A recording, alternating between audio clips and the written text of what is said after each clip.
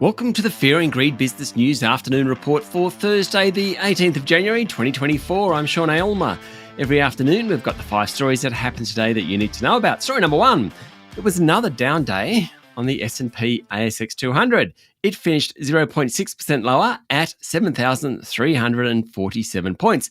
Fears of interest rates not falling as fast as expected weighed on the property companies in particular. Among the large caps, BHP, CSL, Goodman, Transurban and Santos, that's an eclectic bunch, they're all sold off. Rio and Fortescue outperformed, while Commonwealth Bank, National Australia Bank and ANZ all ended in the black. Liontown Resources was the worst of the top 200, down 10% after the global lithium giant Albemarle, which lost a $6.6 billion takeover battle for Liontown last year, said it was selling out its 4% stake. More generally, the miners were sold alongside the real estate investment trusts. In economic news today, Bureau of Statistics figures show that the unemployment rate was steady at 3.9% last month, notwithstanding the loss of 65,000 jobs. How's that happen? Well, fewer people were looking for work. Story number 2, convenience retailing is setting Ampol up for record earnings this financial year, even though refinery margins aren't so great.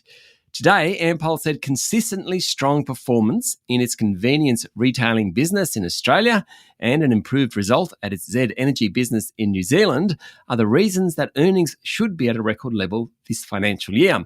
The fuels and infrastructure business, excluding the Lytton refinery in Queensland, also performed strongly. At Lytton, earnings and fuel volumes were hit by an unexpected outage at the plant back in December, although it has since returned to normal operations. Ampol's share price hit a record earlier this month, but analysts are worried about refinery profit margins, and today the stock closed down 2.5%.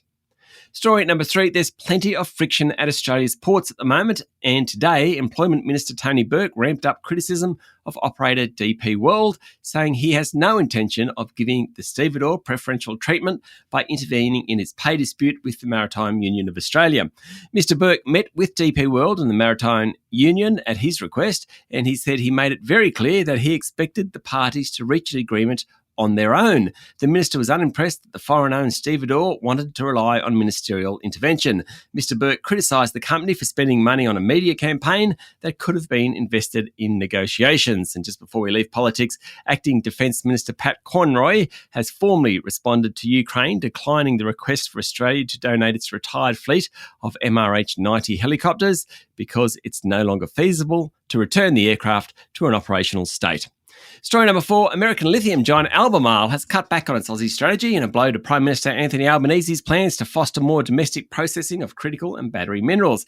Albemarle has put on the back burner plans to build a 4th lithium hydroxide processing train at Kemerton in Western Australia, 8 months after announcing it would go ahead with plans to double Kemerton capacity from 2 trains to 4. According to the Financial Review, it adds to the woes of the critical minerals sector, which in the past month has suffered hundreds of job cuts and mine curtailments at Ravensthorpe Nickel, Panoramic Nickel and Core Lithium's mines in the Northern Territory. Today, BHP signalled it may add to those losses, warning its Western Australian nickel business is not immune to the pressures vexing the industry and cost-saving measures are under consideration. And finally, story number 5, Beijing won't resort to huge stimulus to revive growth amid the worst bout of deflation in that economy in decades. The news came out at the World Economic Forum in Davos, Switzerland. That affects many economies, including Australia, because China is such a big player. Not a lot going on in oil, gold or crypto markets over the past 24 hours or so. While the Aussie dollar has lost further ground, it's trading around 65.5 US cents.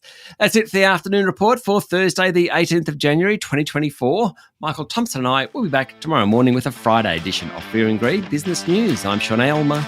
Enjoy your evening.